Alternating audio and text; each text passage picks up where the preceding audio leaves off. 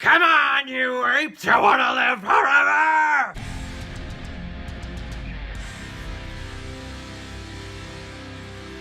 Starship Troopers, released in 1997, and is directed by Paul Verhoeven, who's behind such films like RoboCop, Total Recall, Basic Instincts, and Showgirls. The film stars the very beautiful cast of Casper Van Dien, Dina Meyer, Denise Richards, Jake Busey, Neil Patrick Harris, Paul Muldoon, and Michael Ironside. And we are reviewing this film because it was a recommendation from one of my dear old friends, Bill Portman. He commented on one of my social media pages saying that he wanted me to review Starship Troopers. So you know what, Bill? Absolutely, I own this film, I love this film, I'll definitely review it for you. And that goes for anyone else. If you have a recommendation of a film that you want me to review, whether it's good or bad, or whether it was something that you caught in the theater and you think, oh, I really want to see what Caleb thinks about this film, please comment below at the bottom of this video, or go over to my Facebook page, my Instagram, my Twitter, leave a comment there. If I have access to the film, I will review it on here and give you a shout out. It is the 23rd century and Earth has encountered a hostile force on the other side of the galaxy, a planet infested by arachnids, or as we call them in this film, bugs. And our military federation sets out to exterminate these bugs. And at the center of our defense is our lead character, Johnny Rico, played by Casper Van Dien, who signs up for the infantry because of a girl that he likes by the name of Carmen. However, Rico needs to learn that signing up for a girl for the infantry is not the best course of action. Because if this film is about anything, it's about how important the sense of family and community there is when you're in the military, or any of the defense branches. But really, in this film, we focus on the military. And you heard me say it on my last movie review, but I think that this film is one of the smartest science fiction films out there. And it disguises itself as this very cheap, crappy-looking B film. We're gonna have cheesy dialogue and melodramatic themes and story plots, which to me, growing up and looking at posters and copies of VHSs on the wall at Blockbuster and video stores, looking at this movie, I would have to say, yeah, I was thinking that this film was basically that. Even the first couple times viewing it over my years, I didn't think that there was really anything to this. Just a bunch of people with machine guns shooting at these big mutated bugs, which I don't want to see big arachnids on screen at all. I had a bad experience growing up watching Arachnophobia, and yep, never been the same since. It's a very short story. I was watching the movie and I was getting scared out of my wits.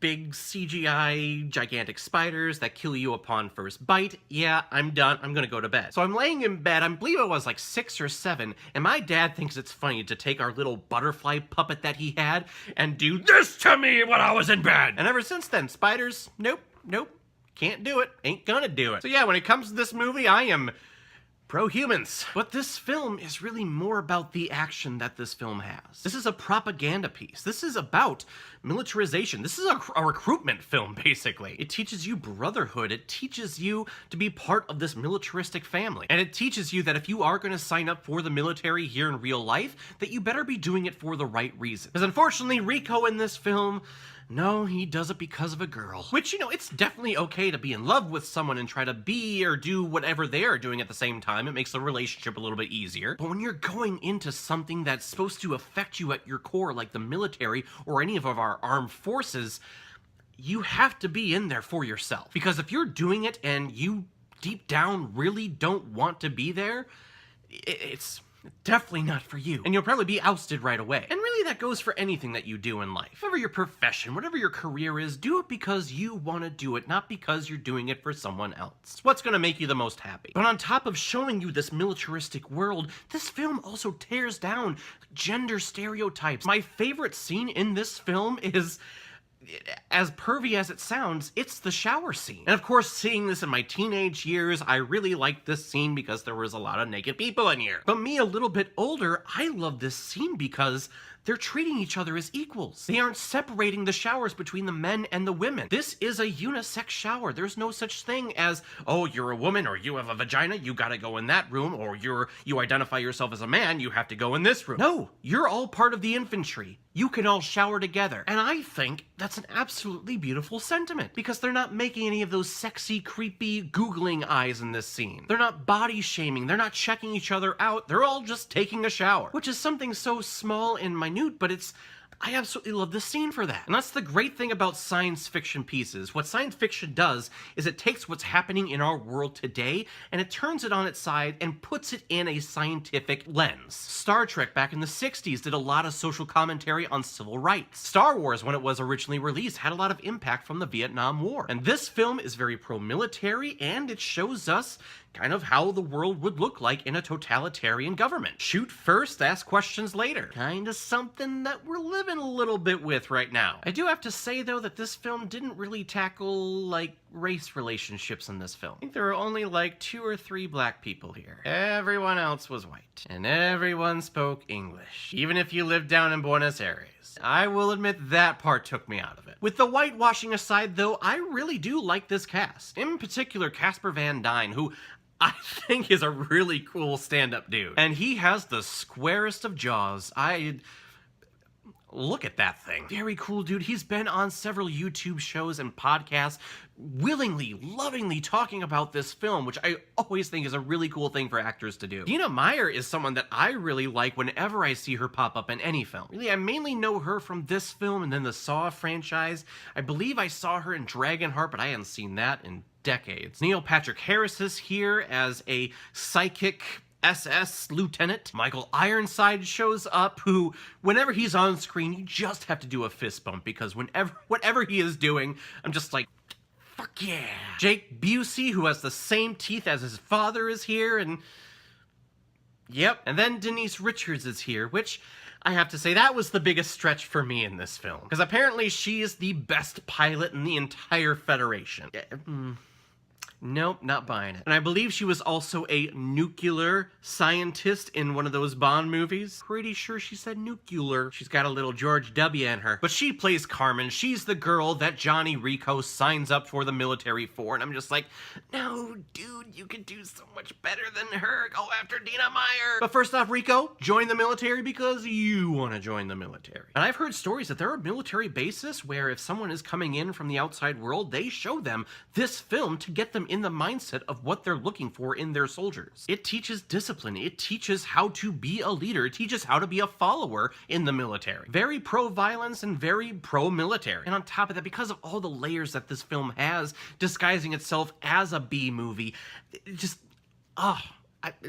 such a pleasant surprise always revisiting this. And what's also surprising is that the visual effects in this film surprisingly hold up from 1997. The use of practical effects and CGI is seamless in this film. And then you look at the guy who was doing the visual effects and you go, oh, yeah, well, of course, that's why. Phil Tippett, one of the legends when it comes to CGI and visual effects. He worked on the original Star Wars trilogy. He worked on RoboCop. He is the man that brought live-action dinosaurs on screen. The 90s was such a great time when it came to innovating the idea of visual effects and CGI. Because now, all of a sudden, we have live-action dinosaurs. We have live-action mutated bugs on screen, and I believe it. The brain bug in this film is an excellent example of the use of practicality and CGI. The close-up shots, we see a live-action bug being operated by, I believe, 6 or 7 people. And then in the farther wide-angle shots, it does turn into CGI, but again,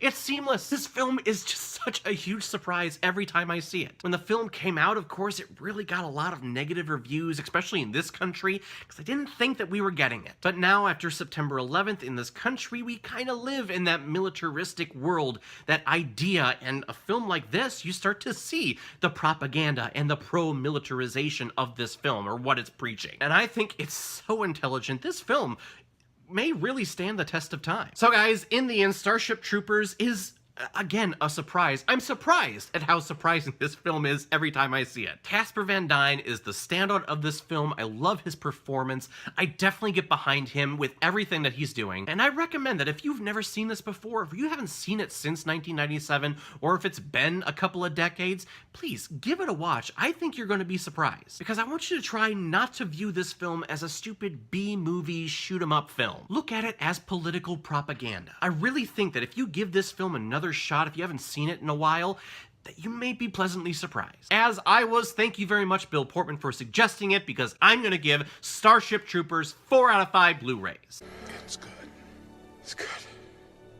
And just a side note, I am a huge Power Ranger nerd, and when we got to the season Power Rangers Lost Galaxy, I love that they stole the Starship Trooper uniform. I just think the producers of that season of Power Rangers just snuck into the costume shop and said, "Hey, I'm stealing these." Actually, I think when I first saw the uniform, it was in Power Rangers, and then I saw this film, and I said, "Hey, they stole the costumes off of the Power Rangers set. What?" No, Power Rangers totally stole it from this movie. Alright everyone, now comes my favorite part in my videos where I randomly select which movie I'm going to be watching next.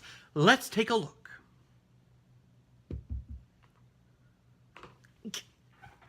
Yes! Oh, that is perfect timing. Abbott and Costello meet Frankenstein. My iPad has just been on a Halloween kick, I guess. I don't know. But perfect timing. One of my favorite Hollywood films to watch. This is back when Universal could do a Universal Dark Universe. Not that Tom Cruise mummy shit. No, this film took all of the Universal monsters, Dracula, the werewolf, Frankenstein. I believe the Bride of Frankenstein is in here, and put them all together. I even think this film had a post-credit scene of the Invisible Man. But Abbott and Costello, I will say it, my favorite, the greatest Hollywood comedic duo of all time. Yes, there was Laurel and Hardy, but no.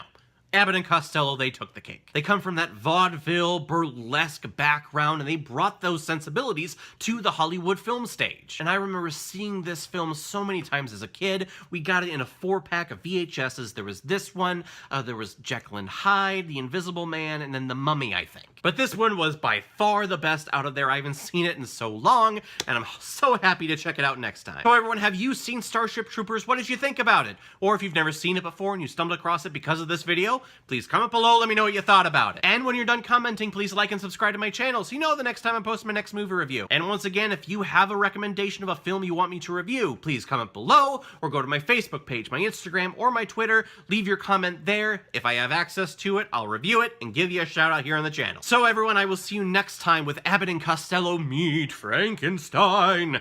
So in the meantime, be well, be good to each other, and go watch a movie. Take care, guys.